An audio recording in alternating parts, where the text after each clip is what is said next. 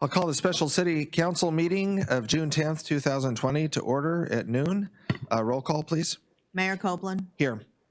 Tom Baylor, Here. Kathy Sherman, Here.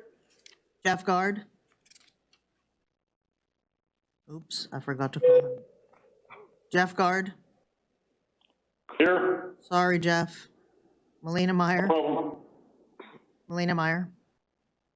Here. Ann Schaefer. Here. David Allison. Here. David Gleason. I'm here. That's quorum.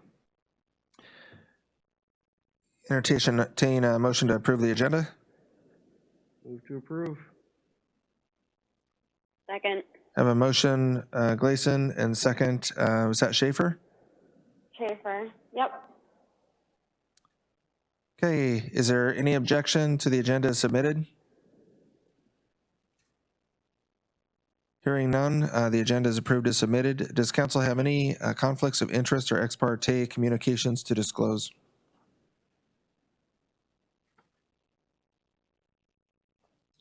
No. That's my roll call. Oh, wait, I do. Okay, hearing none. We have a guest speaker for the incident management team report. Do we have anyone online for that? Dr. Sanders, Mr. Tremblay, Hicks? Yeah, this is Mr. Tremblay and Mr. Hicks. We don't have anything at this time. Okay. Council, are there any questions for the incident management team? And let me go through the list here. Starting with Councilman Sherman. No question. Guard. No questions. Gleason. Yeah, I just wanted to ask Paul and Mike, I was hoping to ask Dr. Sanders, but what you guys think of the mask rule? You like to see that stay implemented, or are you guys opposed to that? This is Mike. For now, we'd like to leave it as is.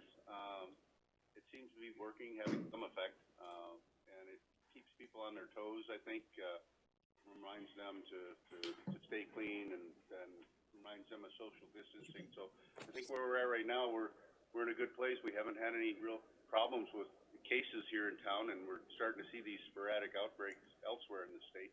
I think we should be status quo on that for the time being. That's my feelings on it. Okay, thanks, Mike. Okay. You guys are really quiet there on your end, but Councilman Meyer. No questions. Thanks. Baylor. Yeah, I do. Recently traveled, and while we were waiting for the Leave Seattle, it was announced over the PA system that if we come into Alaska, we would have to fill out the forms. We would have to have a shot in 72 hours or make arrangements. So basically the state mandate. So as we flew into Juneau, they also announced it on the plane, and they had the forms. They handed the forms all out to everybody. You get off in Juneau, you get your luggage. You can't leave the place without going through their line. They collect the forms. They talk to you whether you've had a shot or not. You need proof. If you don't have a shot, a test, and you're going to be staying in Juneau, they actually usher you down and you can get a test taken. So that was interesting. And then, of course, when you come to Cordova, Yakutat and Cordova, there's no announcement. There's no requirement. You just get off the plane and come in. And I know we have testing available. So I'm curious as to why we're not pursuing the same as Juneau, because that would, as we get into our sport fishing season, I'm assuming some of our local businesses will start bringing people in.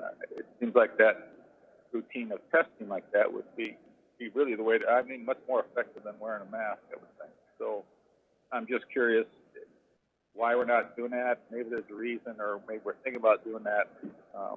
So that was my question. This is Mike again.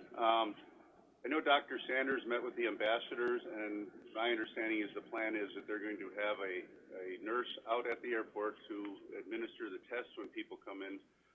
As far as the form, the mandate says that you have to show the form and you have to show your proof of your test. I don't know what this shot is you're talking about, but all I'm aware of is testing and the form. My thought on the form is if they don't have the form, we give them the form, say, here you go, fill it out and submit it online. It's a state form. We're not collecting forms. We're not collecting anything from them.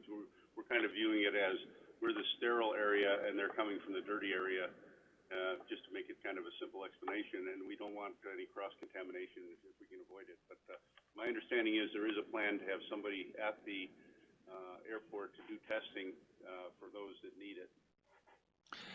And then Councilman Baylor had an additional response from City Manager. Just to add to what Chief Hicks just shared with you, we have hired Renee Lindo in cooperation with CCMC on the medical team.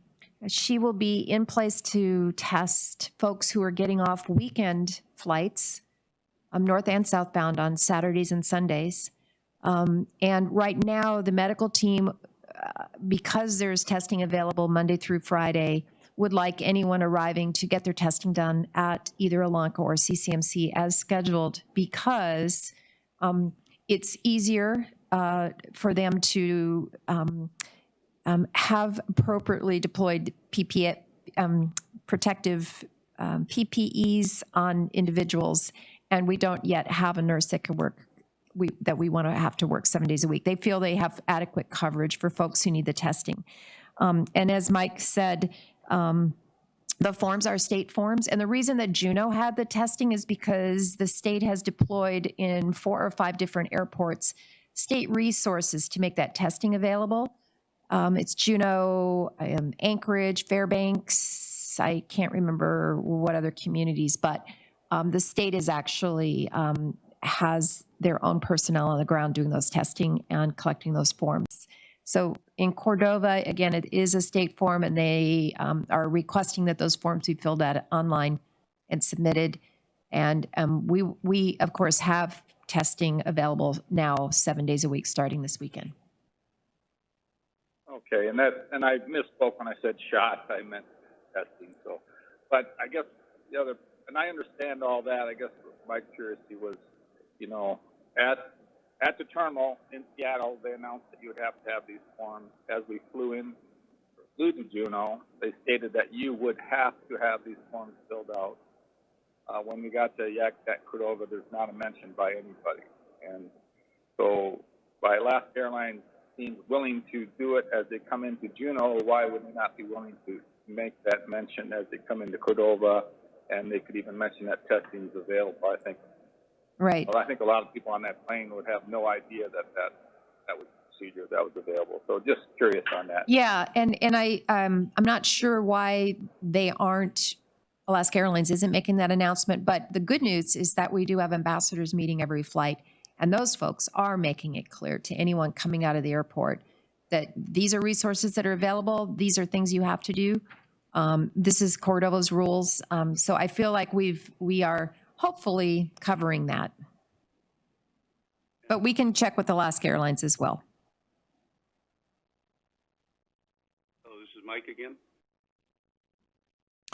Yes, Chief Hicks. And I think part of the reason that they haven't started announcing it here yet is the mandates just came out, and I don't think the folks at Alaska Airlines, because they were asking me a little bit about it the other day, they're not sure what they're supposed to say at this point, because they do or have been announcing the 14-day quarantine and the stuff that's previously been in place here in town. I think it's just a matter that they don't know what they're expected to say at this point from us, because I think that's part of what you guys are deciding today, what part of the mandates we're going to follow and or not follow, is my understanding. Well, Alaska Airlines announced it Friday and Saturday.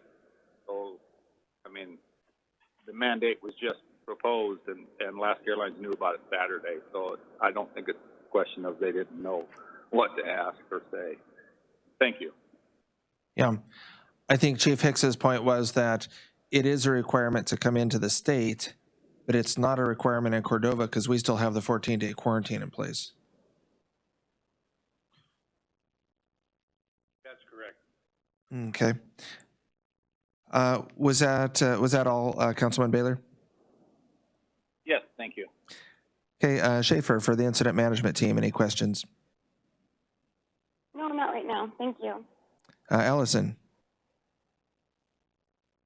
No questions. Thank you, guys.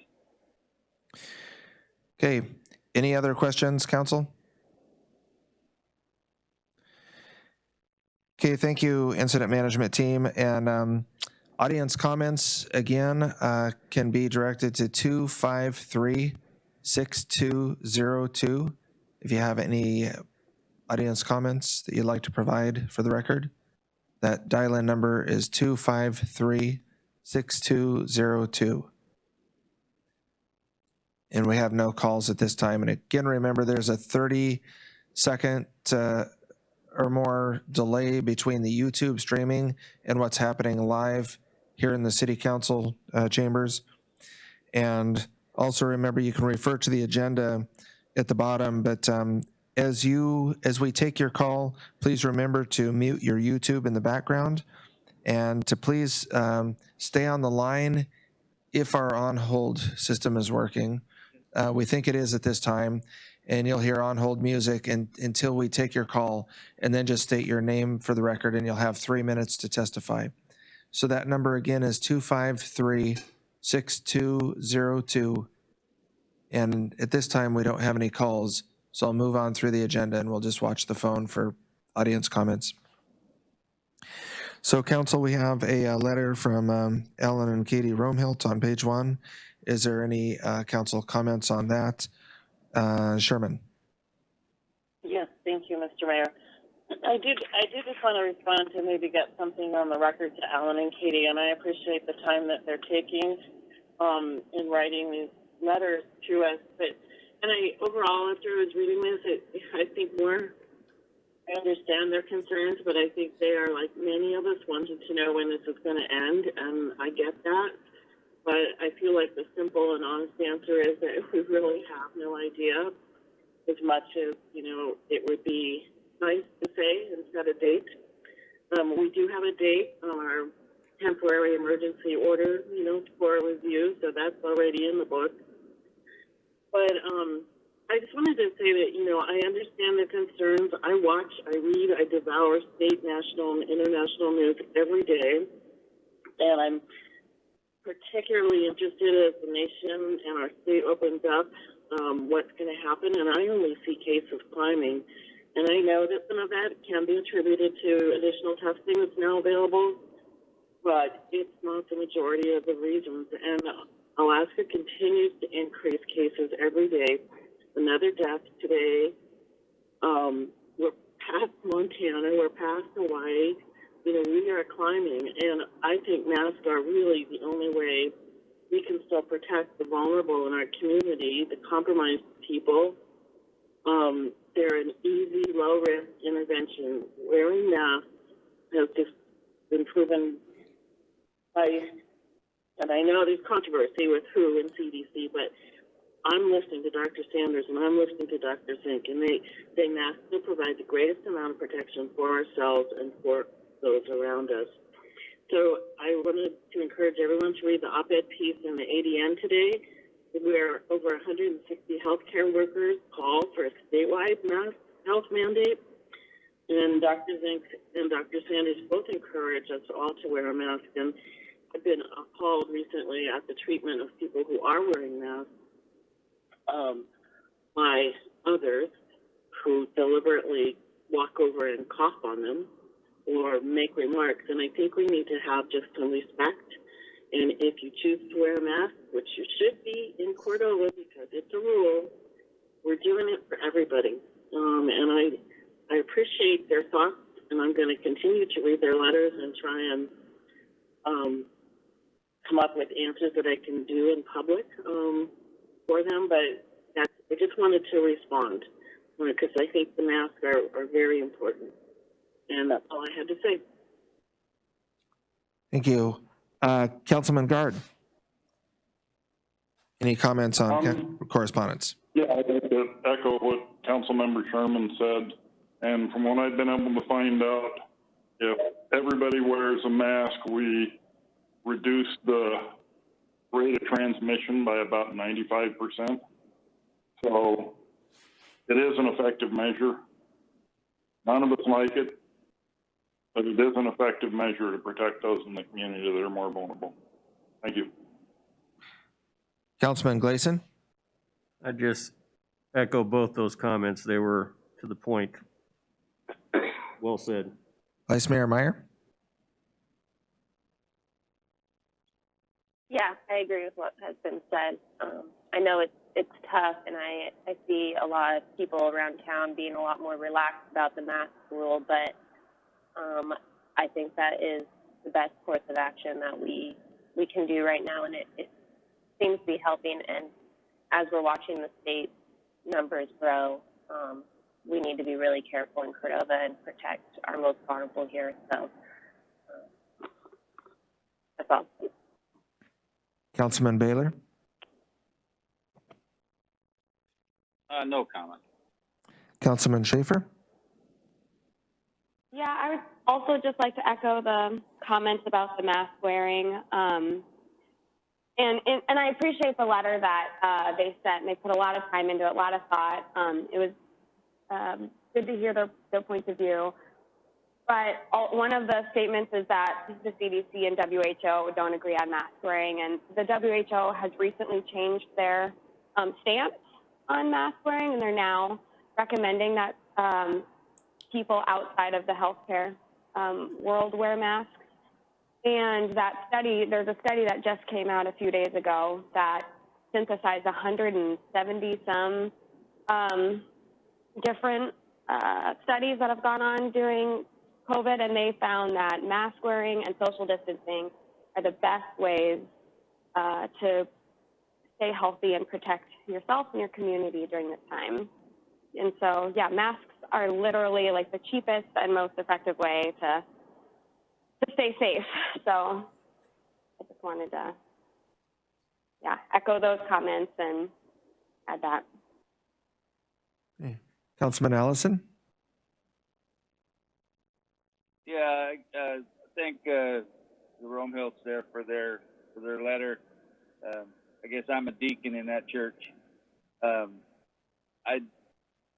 not in favor, since we're talking about mask mandates and et cetera now, I'm not in favor of any government mandate that can't be enforced, which this can't be. I think you're better off spending your time encouraging it and stating the pros and maybe the few cons that there is. I agree that there's more pros than cons, but I think our time is better off spent rather than making an unenforceable government regulation in encouraging and educating people on the pros of doing that activity. So thank you for your letter, and again, I'm a deacon in that church. Thank you. Okay, any further comments on correspondence, council? Hearing none, under new business, we have item resolution 06-20-25, a resolution of the Council of the City of Cordova, Alaska, approving the license for a mobile restaurant for Jose Avila. I don't know. Jagway? Yagway, I'm going to, hope I didn't butcher that too bad, doing business as Cordova Mexican Food. So moved. Second. Have a motion, Gleason, second, Sherman, I believe. Correct. Would you like to speak to the motion, Councilman Gleason? I think it's a great idea. Love Mexican food. Councilman Sherman? Yes, I'm in favor of this. I've worked with Jose numerous times when he did his pop-up kitchens and at the Cordova Center, and I've also volunteered with him at the Moose Lodge, and he's a responsible business owner, and I'd be happy to see a little gap filled in this summer. Hey. Discussion, Councilman Allison? No discussion, all for it. Thank you. Schaefer? No, nothing to add. I'm in favor. Meyer? I'm in favor too. Baylor? Yeah, I support it. Guard? I support it, but I've got one question. Do we need to make an amendment or exemption, our mobile restaurant width restriction is 8 feet, and I believe the trailer that's been used historically and is gonna be used for this is 8.5 feet wide? Just a question there. Already been The resolution says 10 years. that you're doing it regardless of that piece of code. So the resolution already has a whereas that's accepting that. Okay. I missed that. Thank you. I'm in favor. Okay, it sounds like council's ready to vote. Roll call, please. Melina Meyer, Yes. David Allison, Yes. David Gleason, Yes? Ann Schaefer, Yes. Jeff Guard, Yes. Tom Baylor, Yes. Kathy Sherman. Yes. Motion carries 7-0. Okay, next item is Resolution 06-20-26, a resolution of the Council of the City of Cordova, Alaska, adopting recommendations of the Incident Management Team Medical Unit of Medical Directors, confirming implementation in Cordova of the revisions to State Mandate 10, effective June 11th, 2020.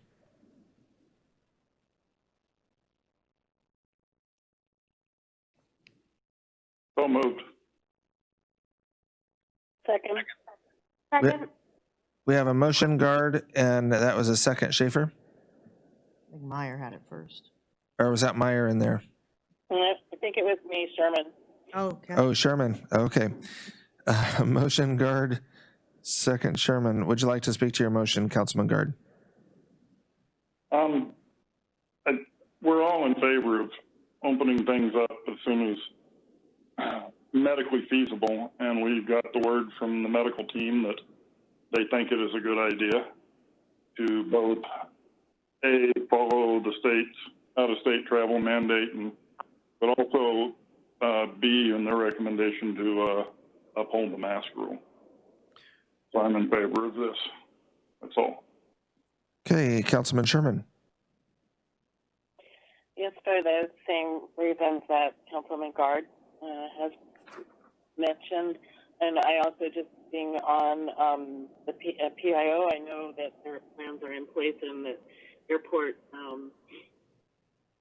ambassadors, the information that we have out there is going really good. I think maybe we'll just clear up our Alaska Airlines announcement, but I'm all in favor of this part. Thank you. Discussion, Councilman Schaefer.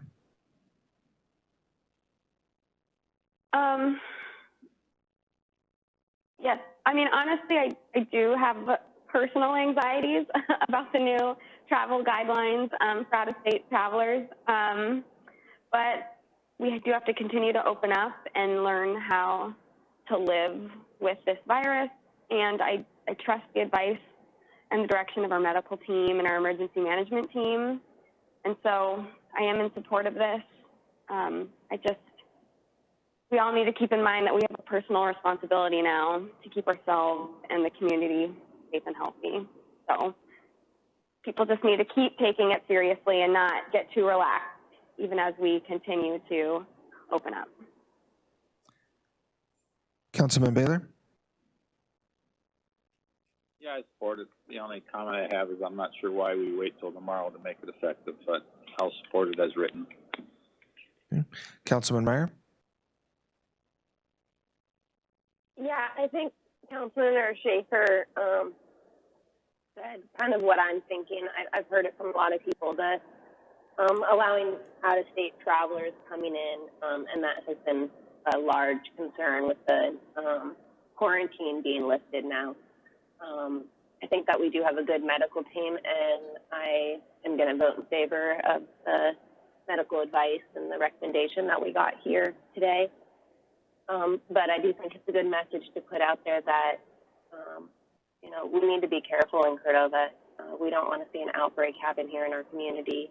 We really need to protect those most vulnerable, the elderly and immune compromised individuals in this town. And I know it does fall on personal responsibilities, but I do believe that Cordova is a community, and we're a really strong community because we work well together. So even though it's personal responsibility and businesses would like people to try to think a little collectively and as Cordovans, as a community together, I think that we can help each other out. And I do think visitors coming into Cordova, people are pretty careful about wearing masks on planes and having them while they're traveling and going into new communities and wearing them. So I'm glad that we have our airport ambassadors there with masks and just reiterate it. And the more that everybody else in town can also wear their masks, just kind of showing the message that that's what we expect in this community. And so you come in this, and it is personal responsibility, but we're in this together. And I think Cordova will fare well if we think collectively like that. So I will support this, and thanks to the medical team and the incident management team for these recommendations. It really helps our decisions out and hearing from the community. So thank you. Okay, discussion, Councilman Allison. Yeah, I support the resolution. Once again, I'll state that government mandating completely unenforceable things, you know, it's all personal responsibility. Even the quarantine is personal responsibility. There's nobody following you or putting a red X on your forehead that doesn't dissolve for 14 days. There's no way for the state or the city to track that kind of thing. So I support the resolution, but again, mandates that are unenforceable are really kind of false mandates. I'd prefer to spend our time discussing the pros of doing things and the personal responsibility involved, rather than coming up with government regulations that are unenforceable. So anyway, I support the resolution. Thank you. Okay, Councilman Gleason. I agree with Councilman Schaefer, and I do support this, but we do need to be diligent. And as a commercial fisherman, something that a lot of people don't know is when we have these long closures, a lot of transient fishermen go home. I mean, they can spend 8 days here, or they can go home, and then they're flying back, and of course the risk goes up when that happens. And it's been going on since fishing started, so we just need to be diligent. So I am in favor of it, moving forward with this. So. Okay, Council, it sounds like you're ready to vote on this one. Roll call, please. Kathy Sherman, Yes. Jeff Guard, Yes. David Gleason, Yes. Melina Meyer, Yes. Tom Baylor, Yes. Ann Schaefer, Yes. David Allison. Yes. Motion carries 7-0. Okay, Council, your next item is Resolution 06-20-27, a resolution of the Council of the City of Cordova, Alaska, continuing the city's declaration of a local emergency and acknowledgement of a statewide emergency resulting from COVID-19.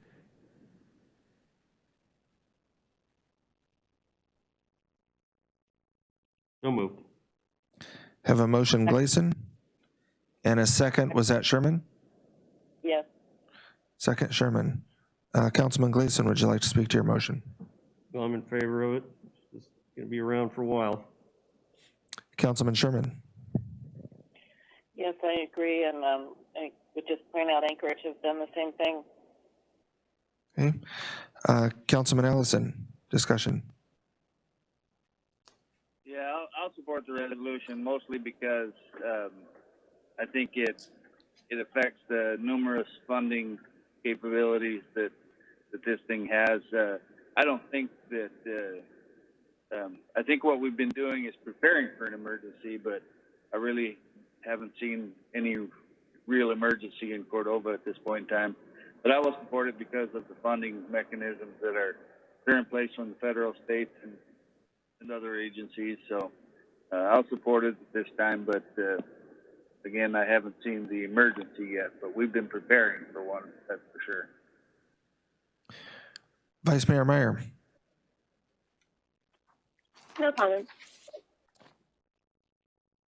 Councilman Guard.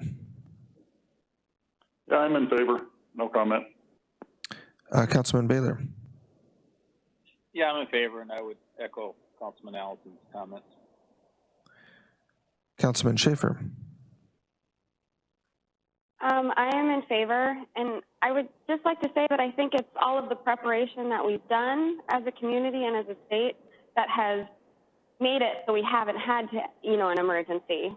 So I think all of this preparation and planning has allowed us to avoid an emergency to this point. Thank you.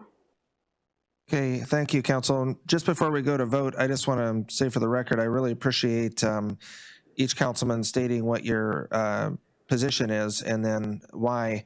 I think it's really good form and it facilitates meeting remotely like this, but I think it works well in person as well. So sounds like you're ready to vote on this one. Roll call, please. David Allison, Yes. Ann Schaefer, Yes. Kathy Sherman, Yes. Melina Meyer, Yes. David Gleason, Yes. Tom Baylor, Yes. Jeff Guard. Yes. Motion carries 7-0. Okay, Council, the next item is a council concurrence of the 2016 Pink Salmon Disaster Funding Projects. And you can see the staff has prepared an outline there, and there are some legal requirements and some parameters on that. But just open it up for council discussion. I guess it's a vote. So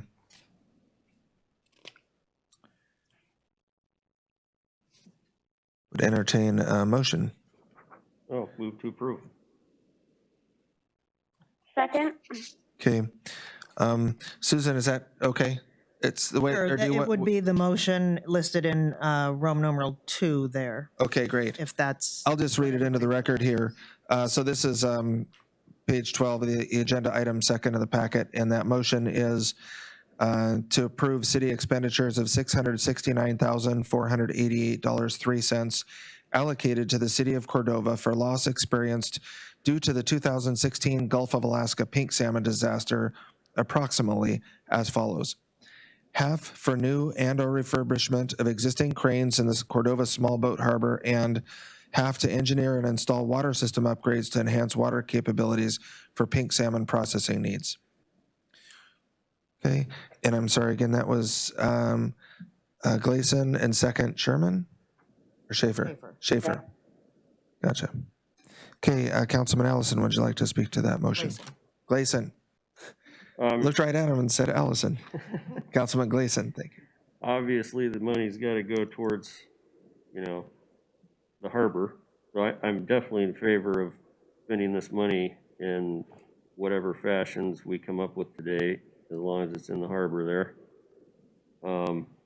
Ken Jones wrote a pretty good letter with a lot of good ideas. I don't know if we can afford all of those, but I would have a question to Tony, if I can ask that now. Through the manager? Through the manager, sorry. Yes, please. What do you think of the 3-stage dock? I was there yesterday and there are some things in there that are kind of banged up. Do you think that that would be pretty cheap fixes? One of them's the ladder. It just kind of, when you got to climb off your rig up to the crane. I don't think it'd be a cheap fix at all after what to do it right. I know Ken Jones was talking about redoing the deck and the stringers and. No, I'm just telling. We can do it. We're gonna do a ladder on it and redo that. Okay. Yeah, but that's pretty cheap. There's things that should get shaped Yeah, up on that. I agree with that, yeah. And I think they'd be cheap. Yeah. So I would like to see that added in there because that gets used like crazy. Well, that one we can do that out of budget. So we actually ordered a new ladder. Oh, okay. Yeah. All right. Question answered. So we'll just have to come up with, or agree to what's already in the in here. So that's all I got. Okay, Councilman Schaefer, to your second. Oh, yeah, thank you. I was just wondering if I could get just a little more detail on what the plans are for the crane project. So what, is it replacement or refurbishment or some combination? Will that be, I just don't know if you figured out what the budget is for getting new cranes and what it would cost to fix and spruce up the old ones. We looked at costs, they're about 80,000 to 100,000, depending on the size. That's just to buy them a piece. So I thought we'd buy 2 new and then refurbish one of the old ones. So we'd put an extra one out on the city dock. Okay, that's great. And then what are the kinds of water upgrades that would be undertaken? Okay, your manager is going to switch hit with staff here and I'm going to direct you defer to to the Sam. Public Works Director. Okay, I hope you can hear me through a mask. Can you hear okay, Councilman Schaefer? Yep. Okay, so the idea is to get an engineer to get us the siphon going through Crater Lake. Because if you don't have water, you don't process any pink salmon. It's direct hit to this pink salmon fishery. So that's our idea, to make that a more permanent solution. And yeah, it saved our heinies last summer. Okay, great. Thank you. Okay, so you're in favor of that motion in general, Councilman Schaefer? Yeah. Okay, thank you. So discussion, Vice Mayor Meyer. Yeah, I think that we're getting this money that should definitely go towards the fishery in some way, whether it's the water system or doing some work in the harbor for the cranes and whatnot. I think the water system is kind of higher on my list of priorities, because last year we did run into some major water problems, and big thanks to city staff for figuring that out and changing out valves and really having to manage it to a degree that they never had before. And we were really reliant on that lake water, and so having some additional water for Crater Lake for the pink salmon season, that's when we really need a lot of water. I think it should be a pretty big priority. Thanks. Okay, Councilman Allison, discussion. Yeah, I guess the question is has this just been reviewed by staff, or has the Harbor Commission itself or any other planning commission, anybody else been involved with this at all? No, this is a relatively new piece of information, and we have a fairly quick turnaround on getting this out, so we've not been able to get this in front of Harbor or Planning. Okay, why is the quick turnaround? It's not due till March 31st, 2024. That's to be spent by. I'm going to let Sam speak to that. It's when it needs to be expended by, but the funds have been awarded, and now we have to accept them with a specific direction. And some of these require RFPs and a process that is lengthy. So, but I'll let Sam speak to it. I guess Harbor Commission might be a good process to run through. I never really thought about taking it through planning and zoning. Mostly because it's unrelated to them. But you know, if that's a direction you all want to go, we could do that. Well, what's our time frame, Sam? That's what I'm asking for. Well, you're right, correct. We have to have the project completed by March 2024. That's the time frame. I think we keep getting it mixed up with the COVID money, but it's March 2024 project completed. So for the water one, I can speak to a little better than I can to the hoist, or crane, sorry. You know, we'd go out for an engineer because we need to understand anchoring and all that stuff. So I'd say we probably got a year and a half on that, maybe 2, depending on buildings, you know, when the engineers can get it complete and we can get a bid and we can get up there and do it. there a deadline for accepting the amount? As soon as possible. I think my discussion. Ken says he thinks Do we accepting have that, to accept it by a certain date with a project listed, or do we have some time to do that part? Ken says we have time. Okay. Well, then I guess my comments are, I would like to see at least the Harbor Commission look at it and get a broader range of folks putting input here, and I'd also like to be sure that we're leveraging any other funds that might be available as matching funds. For example, the Marketing Association has offered about cranes in the past. I'd like to make sure we're looking at all of that before I commit to any amount for one or the other. I agree that the water situation needs to be looked at probably stronger, but I would like the Harbor Commission at least to weigh in. It has to be fishing related, and they're certainly made up of the fishermen, so I'd like to have their input before I committed to this. Okay, Councilman Ellison, so you could propose that as an amendment or wait to hear the rest of council discussion? Not yet. I'd like to hear the rest of council's discussion, but that would be my thought, is to eventually refer this to staff. I'll go ahead and make the motion. I move to refer to staff to run it by the Harbor Commission, and in light of reviewing any leveraging that can be done or projects that they might think are higher priority. I'll second that.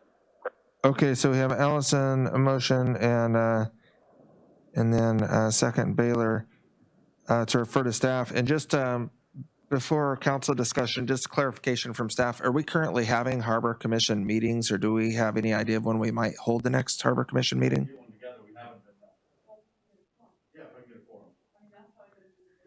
Yeah, so it relies on a quorum of a lot of fisheries related participation, so realistically maybe September or something.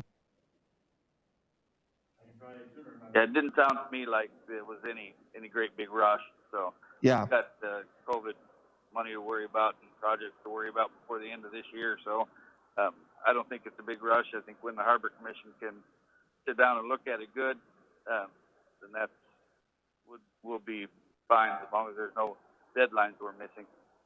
Okay, great. I'll take that as discussion. Did you have further discussion on your motion, Councilman Ellison? Oh, that's it. Thank you. Okay, great. Councilman Baylor. Oh, I'm sorry, Councilman Ellison, was that you? Yeah, I'm done. Yeah, thank you. Okay. Councilman Baylor.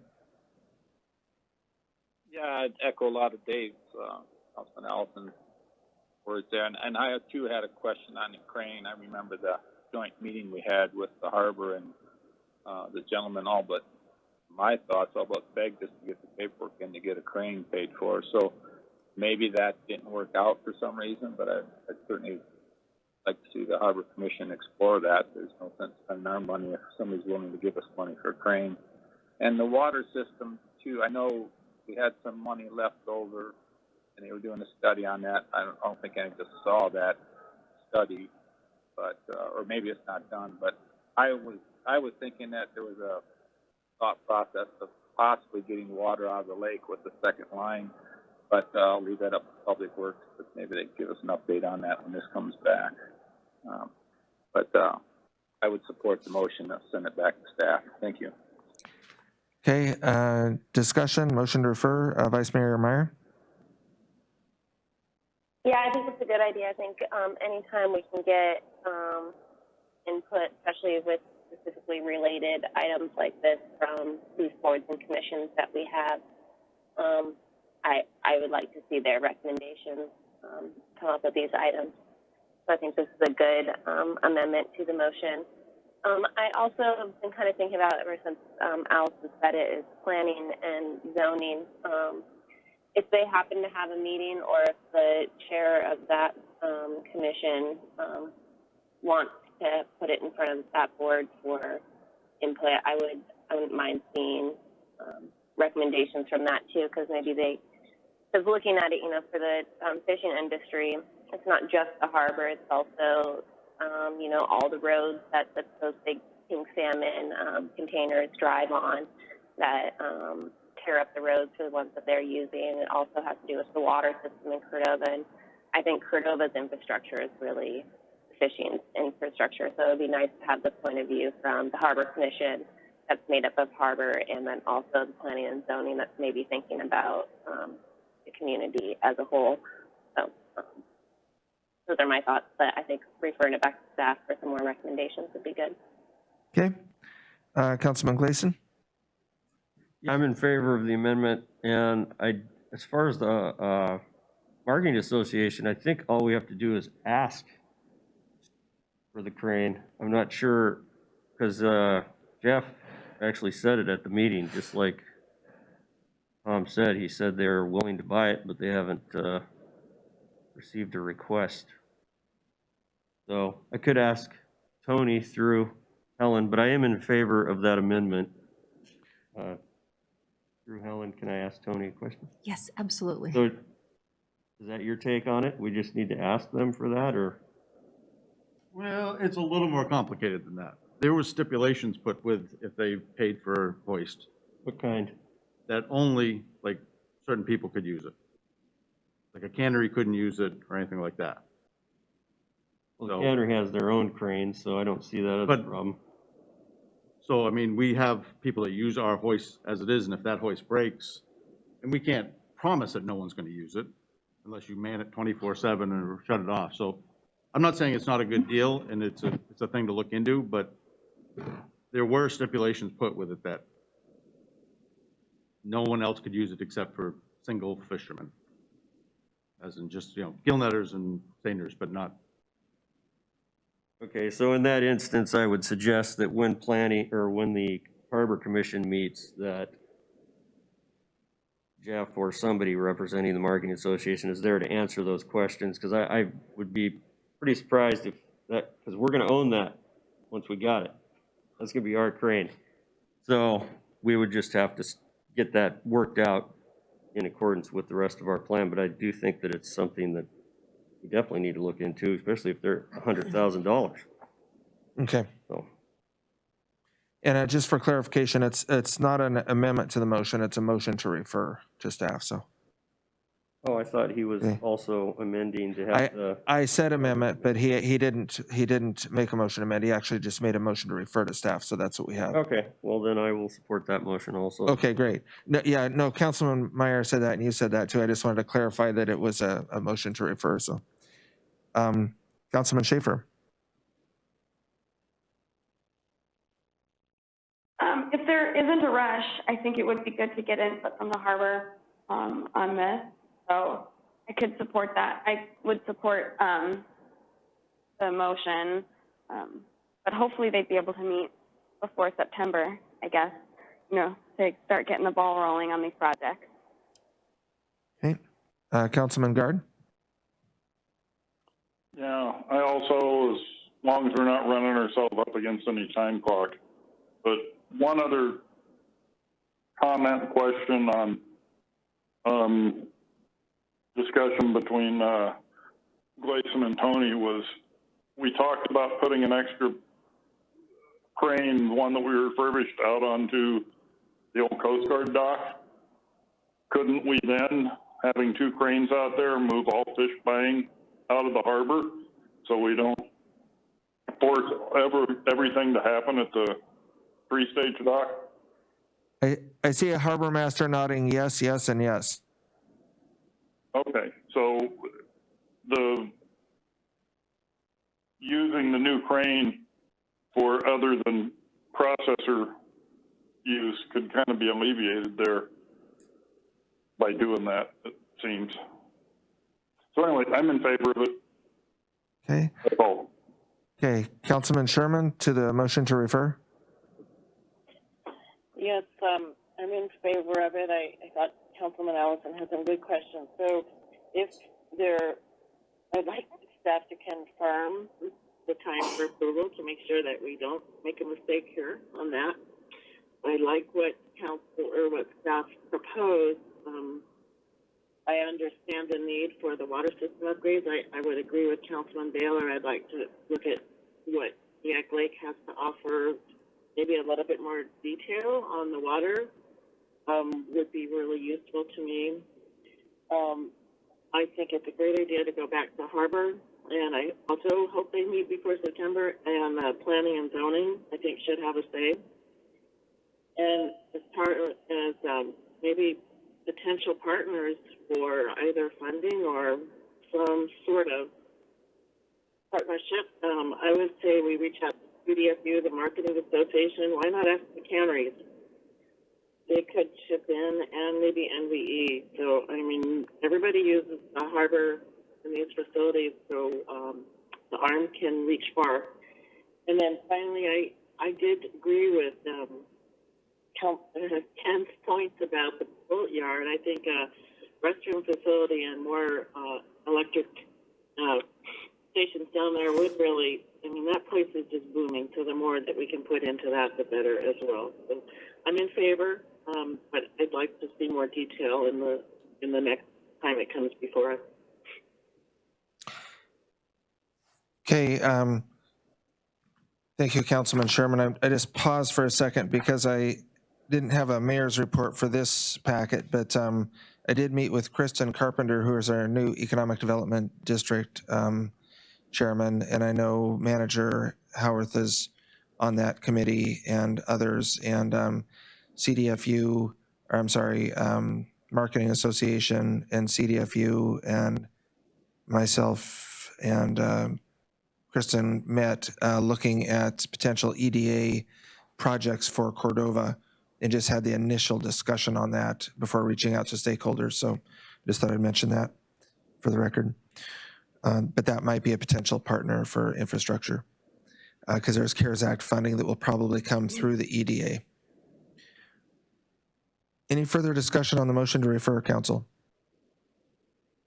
And did I hear a question, Councilman Sherman, that you would like to confirm that that timeline to confer with the Harbor Commission and Planning Commission won't be a problem? Yeah, I just wanted to make sure. Sometimes things like that sneak up on us, so as long as there's no time frame, I mean, we should just reconfirm. Okay, I would direct that to Manager Howarth and her staff. I think she mentioned later time if we. Yeah, so we'll double check on that and make sure if there's any urgency, we'll bring it back. But otherwise, we'll go down the path that you're suggesting. Okay. Thank you. Okay, great. So roll call vote, please. No objection. I'm sorry, what's that? Is there, yeah, we can do, this is a voice vote, Council. Is there any objection to referring to staff? With the caveat that it'll come back with a little broader picture of where we're headed with water and that it'll get before Harbor Commission and Planning and Zoning Commission. Hearing none, motion carries. It's approved. Item 8, this is a council discussion on CARES funding. And on page 17, you can see a draft there from manager and staff regarding CARES Act funding. And again, this also has some legal requirements and stipulations and guidelines, I guess, rails.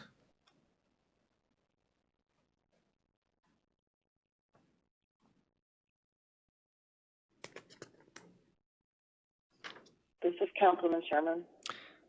Councilman Sherman, and then I'll go through the list after you. I was excited to see this document and start to see some of the detail.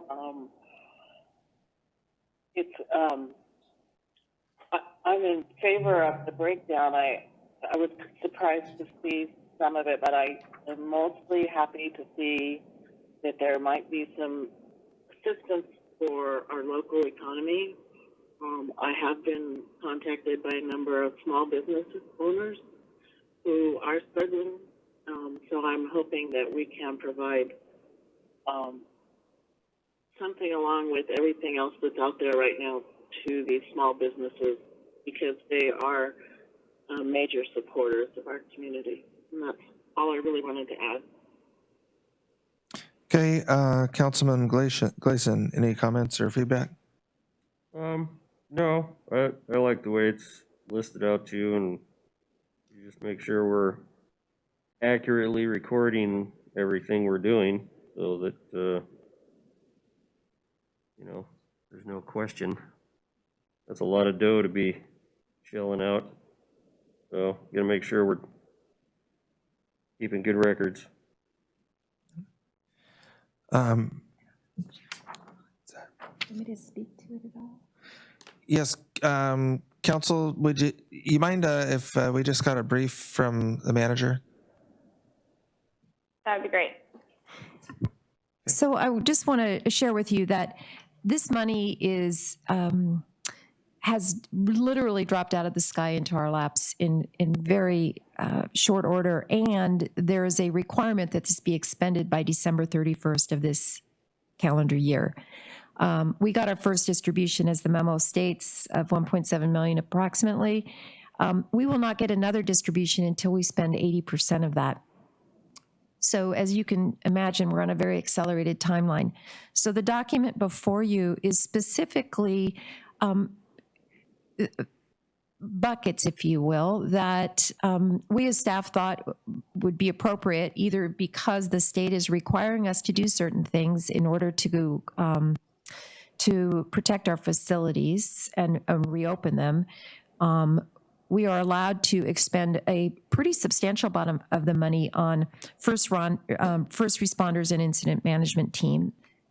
We've incurred those costs, and because all of our public safety officers and all of our public safety expenses, for the most part, can be expended, the CARES funds can be expended on those things. It allows us to basically replace city funds with the CARES Act funding for those expenses. So that's a good thing for our bottom line as we look forward and with some degree of uncertainty about how the economy is going to be looking in the next 6 months and what our revenue sources are going to be.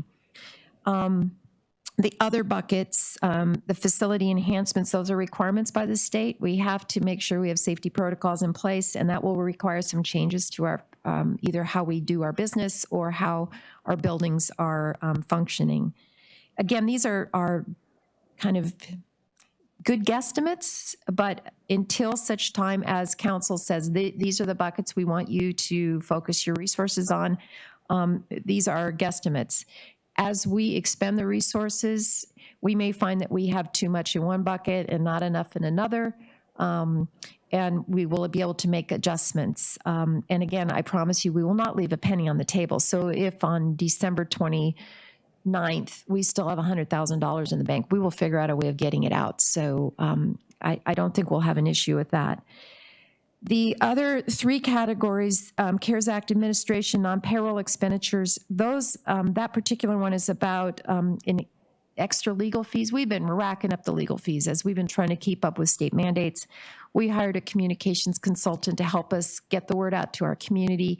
We've spent money on things that we're in line with how do we make sure that the community understands what's going on? How do we make sure we are legally doing what we're doing? So that again is a number, a bucket that will cover all those sorts of contractual and other expenses that are related to making sure we're doing the work we need to be doing. The last two categories, the nonprofit grants and the individual assistance grants, are ideas, I think totally up for discussion, but I want to give you a little bit of the rationale behind it. As you are probably aware, there's been a lot of money pumped into businesses between the initial funding from the feds, the PPP grants, and a number of small businesses weren't able to qualify for those. Then the state of Alaska came out with a $280 million grant program that was designed specifically for those little businesses, under 50 employees, maybe doesn't have a degree of sophistication. And those grants, that application program is up and running now and available for all small businesses to apply for. And I will share that as a small business owner myself, I applied for it. It was a very easy process. And my understanding is the money is starting to get out and be deployed, and that there are Cordova businesses that have received those funds as of today. The reason to kind of flip the thinking around direct contributions to businesses, and in this instance, the recommendation for individual assistance, is that no economy succeeds without consumers spending their money in our businesses, who then turn around and pay us sales tax. So with these kinds of distributions, we are in a position where we can impact our community members, our community businesses, and our city at the same time with this one approach. It is, there's certainly room for discussion around what kinds of small business supports we can provide. And I will throw that all to you, but I just wanted to give a little rationale behind these dollar amounts, and understanding that there is some flexibility certainly available as we start to deploy the resources and get things out to bid. Again, we're going to go through our traditional procurement processes. So we may find that there are things that we want to do that there's just no way we can get it done this calendar year. We'll have to shift. So that is the background. And now feel free to dive in and ask questions as you need. Okay, Vice Mayor Meyer. Yeah, I think these buckets are good buckets, with that explanation that money might have to be moved around, or this might cost more than this in the end. I'm a little hesitant to say these are the buckets and this is the amount for right now, because we're in the summer where, even though our population isn't as big as it normally is, probably on a different year, I'm really worried about what's to come this fall and winter, and what kind of impact that's going to have on local businesses and residents of Cordova, individuals. So I like the idea behind the individual assistance grants, but I think I'm going to need a little more input from the community about it, or think about some other ideas for how to wrap my head around it maybe a little bit more. But I like the idea behind it. And maybe if that distribution was happening maybe right before the Christmas bazaar or around that time of year. I don't know if it's been confirmed, or if it was just talk about the TFD coming earlier this year. So we got this local one later in the year. I could see how that could help local businesses and individuals. Also, the facility enhancements. I think with any of this CARES Act funding that we should look really closely into any of these facilities or city properties that we can enhance. I know we were talking about water before, the shipyard, all these places around Cordova that get heavily used that don't have bathroom facilities. I think that we saw that can be a problem in an outbreak, and it's long term. It's good just to have those facilities there, even at the campground by the baseball field out White Shed. It'd be nice to have hookups for each stall there. I know that's been kind of on our plans in general, but we weren't really able to open it because there was a shared bathroom, and they were using it for a quarantine area. So I think that if we could upgrade some of the city properties that we have, I think that would help us long term, and also is a response to COVID. I think we found out that we don't have these water bathroom facilities in these locations in Cordova that we maybe needed a little bit more. So that's kind of my input on where to spend the money. So I think for the facility enhancements, maybe that bucket maybe should be a little bit more. Okay. Councilman Baylor? Yeah, I obviously I can support the first responders, incident management team, payroll. That's a no-brainer for me. The next one, the CARES Act administration on payroll, a comment on the lawyers. If we'd have just went with what the state was mandating every time, we wouldn't have had to pay those lawyers for all that time making up our own mandates. But we did.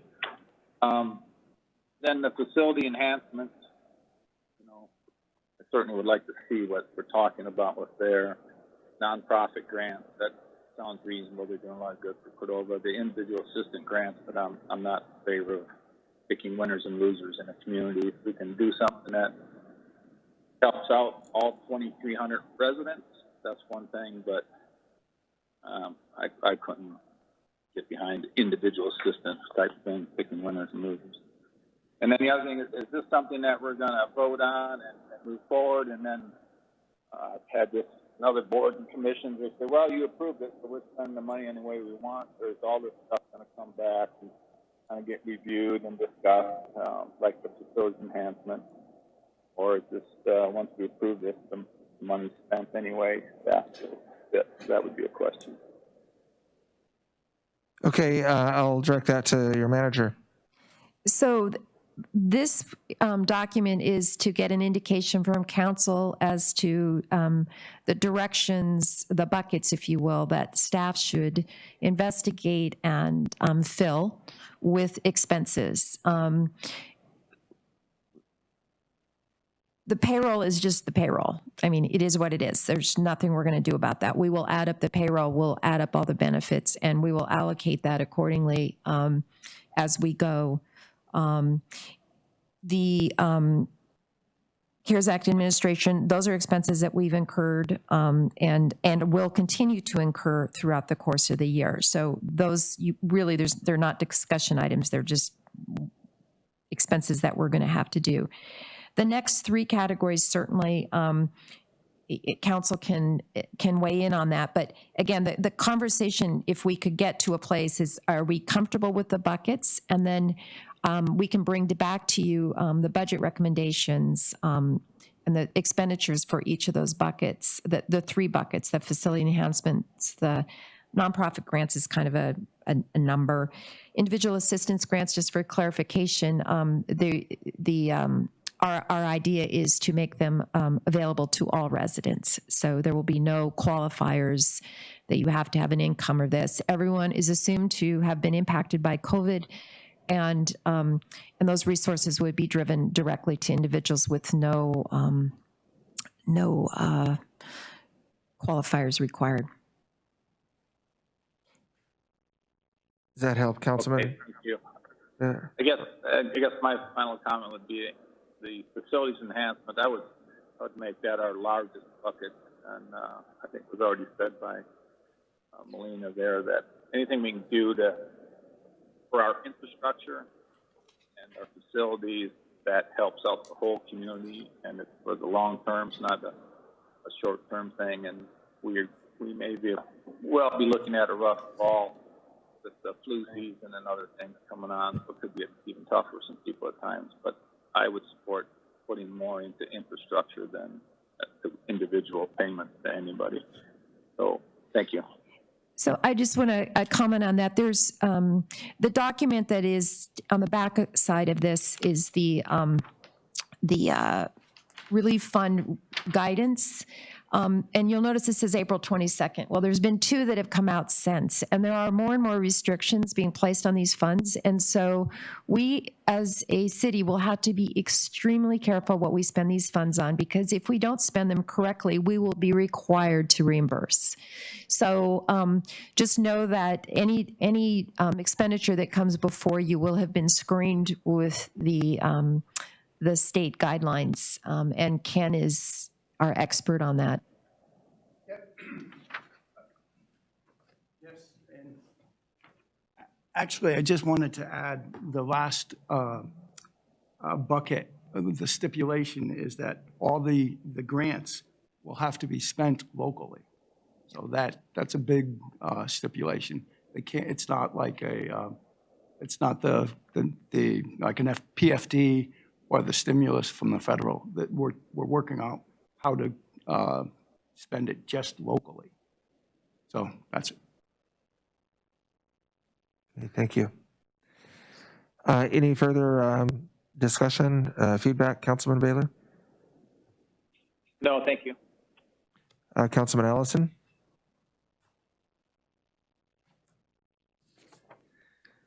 Councilman Ellison? Yeah, sorry. I guess as long as the buckets are expandable or shrinkable, I'm somewhat okay with the first few. I have a lot of the same concerns that Councilmember Baylor had regarding the grants. I think even if your criteria doesn't have specific criteria listed in it, you still end up picking winners and losers.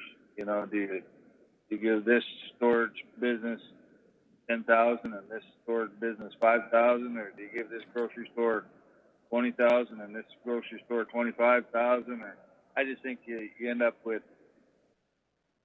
a lot of hard feelings there, and I think we need to make sure that we're supporting all of Cordova. You know, some businesses might only support 10% of Cordova, and some might support 80% of Cordova. So I think if we can find ways to support them all somehow, then that's one thing. But I have a hard time with giving individual assistance. I do think that our facility enhancements bucket might need to be a little larger, as Councilmember or Vice Mayor Meyer stated. Restroom facilities and water restroom facilities with running water are lacking in several places in Cordova. In addition to the places Vice Mayor Meyer stated, you know, the elementary playground is one that could certainly use a running water type facility.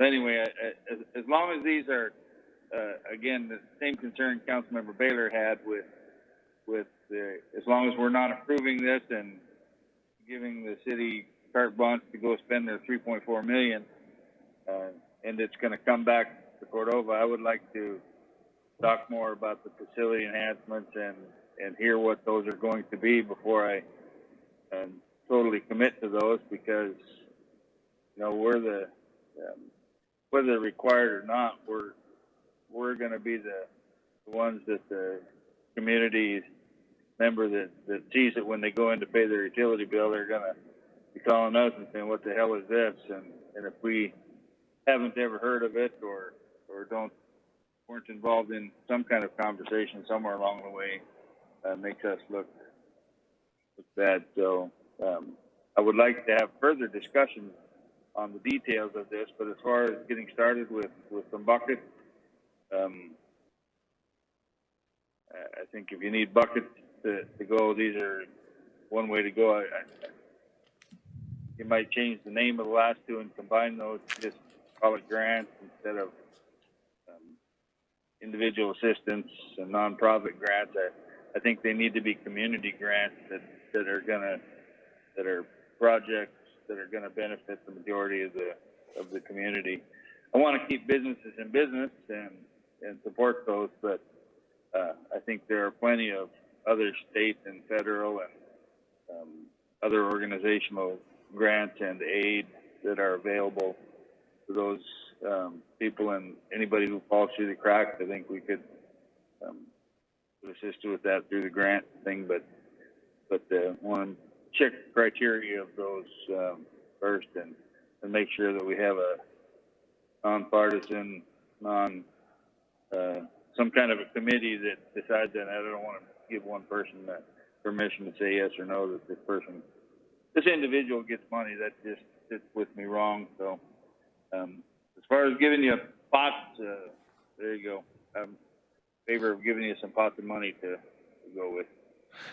Okay, Councilman Ellison, I think Manager Howarth would like to provide some additional feedback on that. And then we do have a caller online. If you can just be patient, we'll be, when we get done with this item on the agenda, we'll go to the phone. So I just wanted to clarify on the facility enhancements. Most of what we're talking about are protective measures that are, again, required by the state. For instance, any public-facing facility needs to have a place where customers and staff can interact without risk of health concerns. So like sneeze guards, hand washing, hand sanitizing stations. The Bedarkey Rec Center, for instance, has a significant carpeted area for workout. Carpeting is not easily cleaned, so they're going to rip up the carpet and put a cleanable surface down as flooring. So those are the kinds of things we're looking at. Adding bathrooms, that will be one of those that we'll have to see if that is a permissible expense. So there's a lot of things that we're still investigating, and we have a long list of things we would love to see implemented and improved for facilities. But again, these funds are directly related to COVID, and we have to be very careful. So I just wanted to clarify that, just to give you a sense of when we talk about facility enhancements, we're talking about things that are required in order for us to open our facilities to the public. What will we have to do, retrofit ASAP, to make that, that opening possible? Thank you. Councilman Schaefer, discussion of. Follow up on that? Oh, yes, please, Councilman Allison. Yeah, I understand all of that, and a quick report in the council packet or an email that lists those things that once we decide what we're going to do and know what we have to do, just let us know. That's all I'm asking. Is sure. Let us know what our plans are before we actually do it, so that we have a heads up before the construction gets done. Well, I'm going to ask then a mea culpa, because we are in a position where we're being asked to open our facilities, and many of them are not in a place where they can be opened. So we are already starting to order carpeting for Bedarkey, not carpeting, flooring for Bedarkey, so that they can open to the public. We have to have sneeze guards. It's a requirement. So we've already ordered those things. So they're not huge ticket items. They fall under our $25,000 procurement. But again, anticipating that we want to get our facilities open to the public as quickly as possible. That's libraries, it's museum, it's the city hall. We have already started ordering those things that are being required of us and that these funds are designed to cover. So anyway, mea culpa to all, but we're on a timeline. Already this second round of money will be available June 30th. Only if we've expended 80% of the first round of 1.7. So all of these resources are getting pushed out very, very quickly, and communities are having to expend them very fast. But we will keep you in the loop. And if there's any big ticket items, obviously, anything over $25,000, we'll go through the normal procurement process for the city, and you will see those and have the option to approve. Yep, just shoot us a report once in a while. That's all I'm asking. Sure, thank you. Okay, great. Thanks, Councilman Ellison. Councilman Schaefer to CARES Act funding. Yeah, thank you. I think this seems like a good place to start, and I'm generally comfortable with the bucket. I agree with everyone else that I think I look forward to a finer scale discussion once you have more of the budgets put together for the different areas and a better idea of how the money will be spent. I think the individual assistance grant is an interesting idea, but again, I'd like to see more information on details on that once it's available, and perhaps the chamber might, I don't know if the chamber would be a good resource for that, but maybe a good resource for how we can help our small businesses, if there's any way that they can benefit from these monies. I also like the idea of the bathroom or wash area that Vice Mayor Meyer and Allison brought up. And perhaps if we can't do full bathrooms, maybe just having wash stands at parks and playgrounds could be a good idea. You know, Kennecott has some seasonal wash stands outside their bathroom area that could work. And I also agree with Councilman Baylor that upgrades to facilities that will help the whole community over a longer term would be a good investment for these monies if it's, applicable and allowed. Are any of these funds able to help the school system, or are they eligible for separate funds? They have their own buckets of funds, as does the hospital, just so you know. We could use these funds to help any department or any entity that we choose, as long as we can make a connection to COVID. So for instance, with the school district, maybe they're looking at more distance education, things that they can do from afar. Similarly to us, for instance, one of the big things that we're going to be looking at, and we'll bring to you obviously, is our method of communication during COVID and council meetings and whatnot. You are certainly very well aware of the challenges we've had. So we'll be able to fix that for future emergencies and for future just general business with the new phone system and other technology improvements. So those are the sorts of things we're looking at, is how do we set ourselves up to do better in the future. And it could be that the school district and others, we'll have conversations with them about how they're using their funds, but we might want to partner and make something happen community-wide. So we'll keep you posted on that. But again, this is a fast-moving train. Yeah, okay, that's good to hear. Yeah, so far as general bucket, yeah, I'm in support of this. And yeah, if you could have like a bulleted list even at some point, it'd be good to just be kept in the loop about, what you're thinking and how it's changing. Yes, thank you. We will definitely do that. Great, thank you. Okay, Councilman Guard. Yeah, I understand that the plan is a little gray just because we kind of need it to be now. We haven't had time to put it together. We don't know what all the rules are yet. But I think everybody has a lot of questions yet. So continued communication as we develop this, I think will make everybody more comfortable with it. I don't have a very good understanding of the private nonprofit grant stuff we're talking about, although I support the nonprofits we do have in Cordova. I'm not sure how it all ties together with COVID, but there are greater minds than mine working on this. I think one thing we need to be careful as we're asking for these assurances is we don't try to slow down the fast-moving train too much, or we may derail a lot of our dollars by doing so.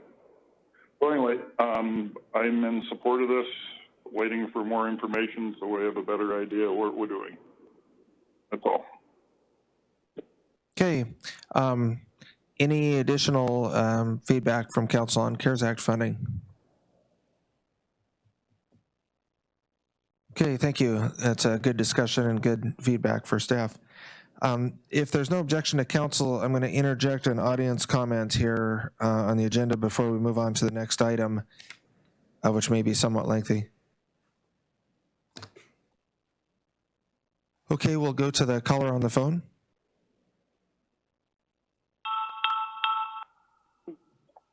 Okay, you're on the phone, caller. If you could just state your name for the record and 3 minutes, please. Sure. Becky Shipman, 705 Chase Avenue. I was wondering, I know you're not a part of we have a group called the Cordova Mask Makers Group that has made thousands of masks in the last 12 weeks for the community, and we continue to make masks daily for the harbor, which disappear within hours, and we're unable to keep up with the harbor masks. I'm wondering if it's possible that the city could somehow contribute to the harbor mask effort. Most of it these masks are being made by people of their own time, not being paid. A lot of it's coming out of their own pockets, the materials and to make the mask, and people are really getting burned out, unfortunately. And we've cleared the Google list for all community members. We did it for the workers and businesses first, and then we did community members second, and we've started doing the hard work And I'm just wondering if, I know we've reached out to a few different places asking for help keeping the harbor masks been filled. And I was wondering if there was a way to take it somehow. I don't know if we can get with COVID money or what, but I don't think people are going to be able to continue the way we've been doing to keep those filled in the harbor. You know, with same season coming up, we're doing a really big push to keep them filled, and it's just not happening. They're disappearing within hours of filling the bags. So I would just ask that you guys consider some way of alleviate the pressure on the volunteer mask makers with the harbor mask. And that's all I have. Thank you. Okay, well, thank you very much on behalf of City Council and the community to you and all the mask makers. And if you can just give the city manager a call, I think she would love to have that conversation with you. Thank you very much. Thank you.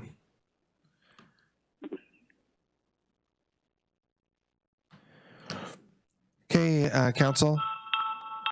The next item is the discussion of COVID-19 emergency response. We do have another call right now, though, so maybe we can take that before we go on to the next agenda item. Okay, caller, you're on the line. If you could state your name for the record and 3 minutes, please. Thank you. Thanks. This is Kristen Carpenter, 507 4th Street. I guess calling a couple hats on. One is the staff for the Princely and Sound Economic Development District, and also as the advisory board member for the Cordova Community Foundation.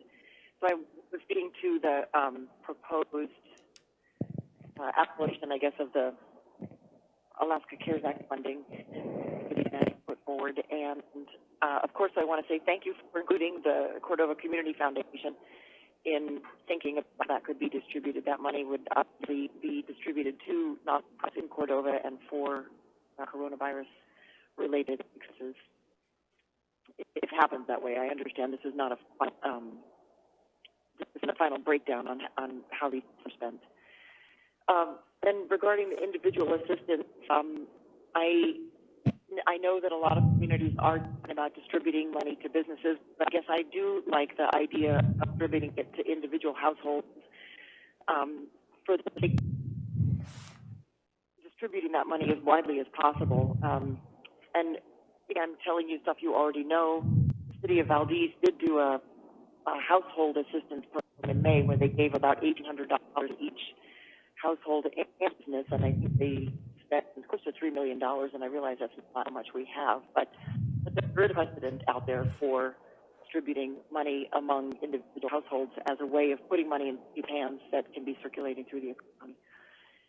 And I also wanted to encourage council members to contact our Alaska legislators, like Representative Stu, maybe the Vice Edgman, the coalition leader, about the restriction on money going to businesses only being, at this point, I think it's only available to people who have not received assistance in the past. And I know that there are people who have applied early on. They got PPP money, and maybe I know in one case this friend only got $1,000. Now this person is ineligible for any future money, and that just seems really challenging. People did what they did at the time because that was the information we had. You know, initially Senator Murkowski and Senator Sullivan were saying, just apply, make sure you get your application in. Well, not knowing that we person might not be eligible weeks later for greater amounts of money that would really be useful. So I encourage council members to contact legislators and urge that restriction be modified so that people can apply for this, so that businesses can apply for this Alaska CARES Act money, even if they did already get some amount of PPP money before. So those are my comments. Thanks very much for your time. Thank you, Kristen. I'm just going to mention on the record, Representative Stutes did call last Friday and indicated that all businesses should apply even if they got other assistance. It's very likely that the state legislature, if they even need to, will go back into session to make businesses eligible for just that very reason. They're eligible for up to $100,000 in grant funding if they've already accepted only $1,000 through the PPE. That really, or the PPP program, Payroll Protection Program, that really limits. So just as our congressional delegation, Senators Murkowski and Sullivan have said, apply, and if you get rejected, keep that rejection letter, because it's very likely it'll be overturned by the state legislature. So I just wanted to get that on the record. And we did forward that to Kathy Renfelt over the chamber, and she circulated that in her e-newsletter to the chamber membership. So we have another caller on the line. If you could state your name for the record, and 3 minutes, please. Now you're on the line. If you could state your name for the record, and 3 minutes, please. Hi, this is Kathy Renfelt from the Cordova Chamber of Commerce. So I wanted to comment on a couple things. I wanted to echo some of the comments that Kristen Carpenter said about the need to be communicating to legislature that the CARES Act distribution to businesses should be available for businesses, a wider array of businesses. For one, it'd be nice for it to be available to businesses that have received small amounts from the PPP and the IDL programs through the SBA. And to Clay's comment, I did follow up with Lisa's staff, Matt Graining, on this topic, and although nothing is certain yet, he made it sound like they were actually waiting for the second round of distribution of monies to enact those changes to the program. So now would be a time to reach out to them. For everybody that has an interest, to reach out to them and promote that message. Another area that the CARES Act and the SBA funding has been limited for businesses and organizations is for 501 organizations, nonprofit organizations that cannot qualify as a standard 501c3. Examples would be the fire department is a 501c4, the chamber is a 501c6, the marketing, or the CFU, I believe, is a 501c6. I think the Moose Lodge is a different type of 501c organization, and there are several of those out and around in Cordova that are not the standard 501c3, so they are not eligible for any of these funds. And fortunately, those are the same groups that are ineligible for any funds that could be distributed through the Cordova Community Foundation. While I personally am a strong supporter of the Cordova Community Foundation, as far as getting funds to nonprofits in Cordova through them via CARES Act funding, I might suggest that we also, move some of that money around to be distributed through the city to 501c organizations that are not standard 501c3s, and that not to say that the Cordova Community Foundation could receive some money through this program to be a standard 501c3s, but they have been, those organizations have been eligible for all of these different types of funding that the other types of 501c have not been eligible for. The last thing I wanted to say is just that we are grateful for any support that the Chamber can receive through the CARES Act funding to keep supporting businesses. Happy to be working with the city on some ideas and programs for that. But I do, and I of giving distributions to individuals to get that money circulating in the economy. I would ask the council to also consider the possibility of providing some limited grant funds to small businesses that have not been eligible for any of these other types of relief programs. I know of a few in town that, for different reasons, have just not been able to fit the eligibility requirements for any of the other programs that have come out through the SBA or the State CARES Act. So I would consider that would be something that maybe the council should think about. And lastly, one more thing with the travel restrictions. Thanks for getting that clarified for everyone. I'm getting calls often here at the Chamber office from people trying to plan their trips to Cordova for the sport fishing season and other times of the year, or just out of curiosity, or planning to come home, or planning to visit family here. So being able to have some clear guidelines for what they need to do and how Cordova is handling it compared to the state is very helpful. Okay, thank you, Kathy.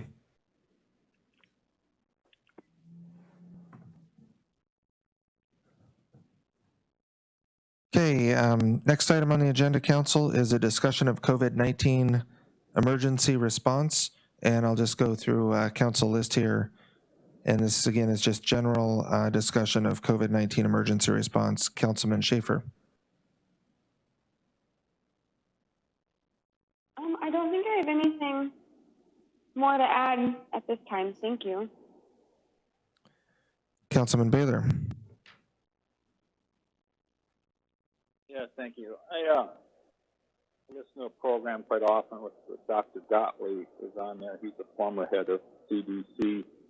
And recently he was talking about the going back to work. And I thought this may be interest to the city manager and maybe even the co-op managers. But what his recommendation was, well, first of all, he talked about the whole fever thing, checking temperatures. And they said there was a study in New York where they found that 30% of the people that were admitted did show a fever.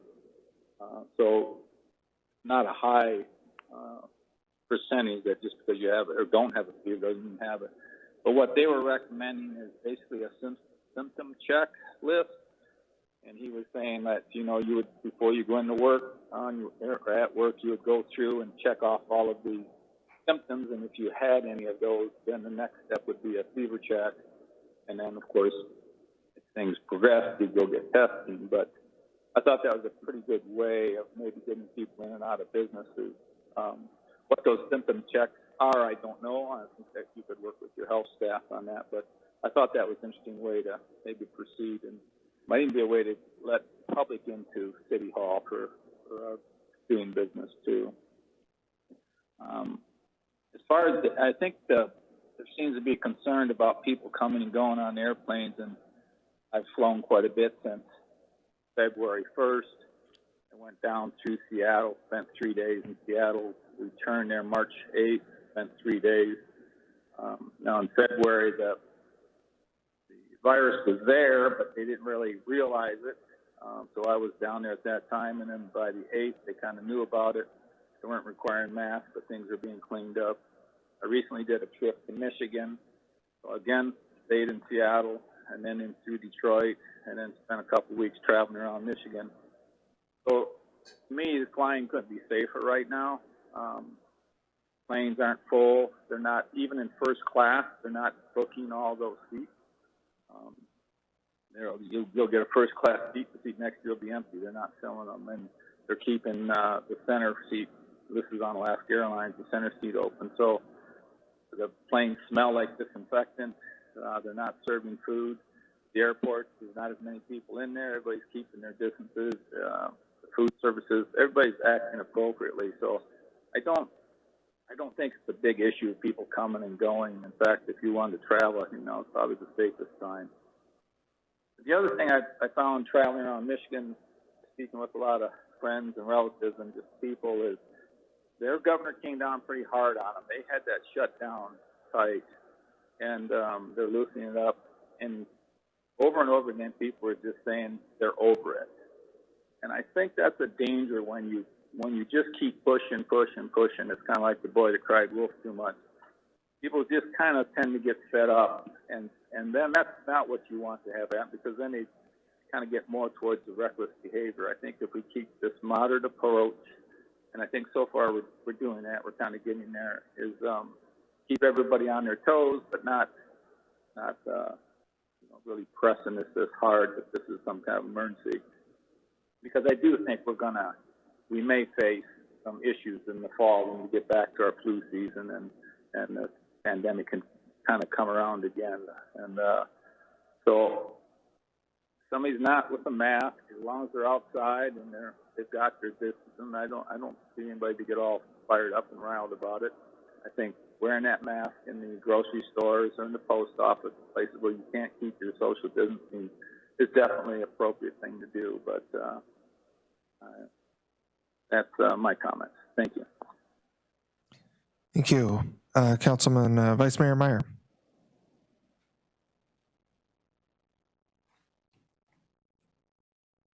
Yeah, I think there was a good discussion, and I appreciate the people calling in and offering some suggestions.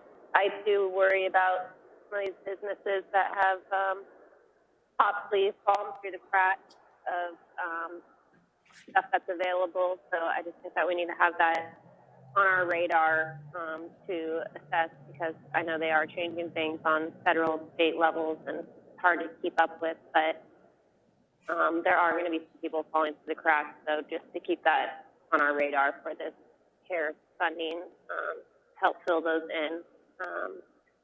One thing that has been kind of on my mind that I don't know that the city can do it is something on utilities. You know, some of these businesses having to be shut down when they're required to, or just the complete loss of revenue of not having businesses keeping up with those large facilities with the city utilities can be really expensive, and also even just our electricity with sales tax that the city collects on those types of utilities, maybe something that we should be looking at. And, yeah, just a lot of moving parts going on, a lot of things changing, and we need to do what we can. I really do feel for this fall and winter, and wondering what's to come, and none of us really know. So, thanks. Thank you, Councilman Ellison. Yeah, I don't have anything more to add. Just want to thank the IMT and the medical team for doing a quick review of the new state mandates and getting those approved by the city as soon as possible. And anytime that we're different from the state creates a lot of heartache for a lot of people in explaining the differences in that. So appreciate the work that they're doing. Okay, Councilman Sherman. Sure. I just we did have an IMT meeting this morning, and I just wanted to add a few things that will be happening kind of this week. But Parks and Rec is working hard to bring about opening some of their facilities, and they, of course, are some of the most challenging facilities to open. But they are working on opening the pool. To have some things to put in place in the gym, hoping to open up Gator's Cabin for reservations, and again, that will be with cleaning involved in between, and the campground's at 50% capacity right now. So they are trying really hard, and I understand that it's a complicated process, as the manager stated. So I just wanted people to know that they're working towards it, to be patient, and they're getting there, but they want to do it as safely as possible. Okay, thank you. Councilman Gard.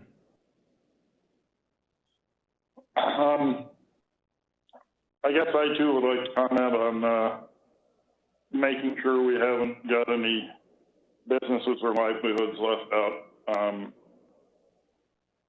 from assistance. I know there are some businesses we've asked more and longer commitments from than others in town, and I'd just like to make sure everybody was treated fairly on this when it all falls out. Well, anyway, other than that, I think everybody's doing a great job. Thank you again to the IMT and the medical team. Without them, this would be pretty well impossible. Anyway, thank you very much. That's all. Councilman Gleason. Just a couple of things. One is have you guys talked about putting a hand sanitizer station down at the post office? Because that's like the scariest.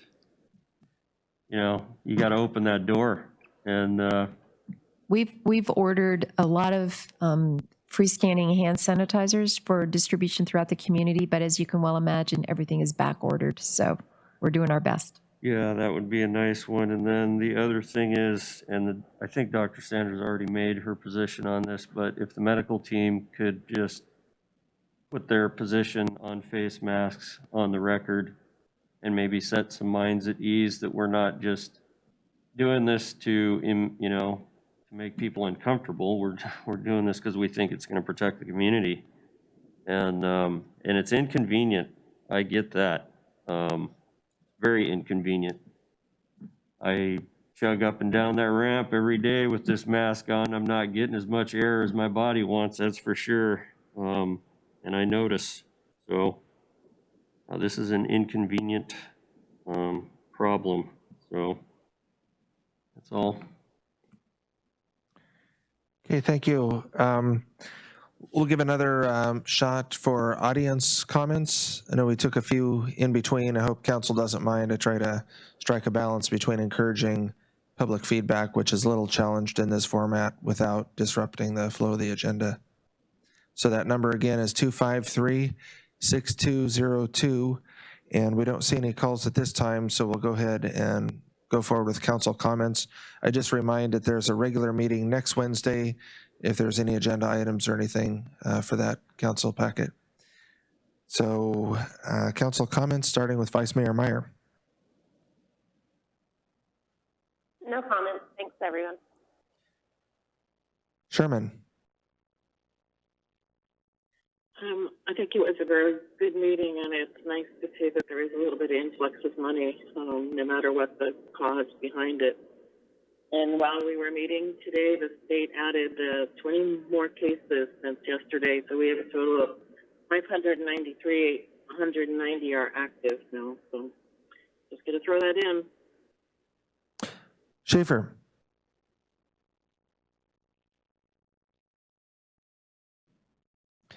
Councilman Schaefer. Sorry, it took me a minute. Sorry, it took me a minute to get to my mute button. Yeah, no, I just want to give a big thank you to our medical team and the incident management team and our city manager for all their hard work guiding us through all of this.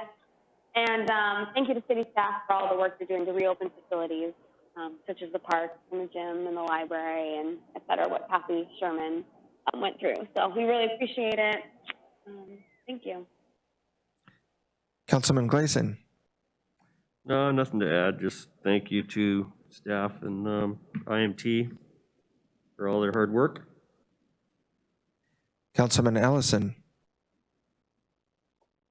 Yeah, thanks to everybody for the work that they've been doing. And regarding the pending agenda, Mr. Mayor, you and I have talked about an item for executive session. Just want to be sure that that'll be on the agenda next week for an update on the CCMC stuff. Yes. Yeah, I'm putting that on the agenda, council, and I'm working with the manager and clerk to go into that executive session. Councilman Gard. Was that Councilman Gard you said? Yes, it was. Okay. Again, thanks to everybody. As the home term goes, it takes a village. So thank you, everybody, for everything, and that's all I've got. Councilman Baylor. Yeah, same here. Thanks to staff and all your hard work and everybody, and maybe give a thought to want to help everybody out. Maybe we can do a reduction in property tax for everybody. That would hit the whole community. Thanks to everybody. Bye. Okay, thank you, council. And we don't have any audience comments calling in. No executive session. So adjourn. Have a motion to adjourn. And a second, Councilman Gard. Are any opposed? Okay, we're adjourned. 1:40.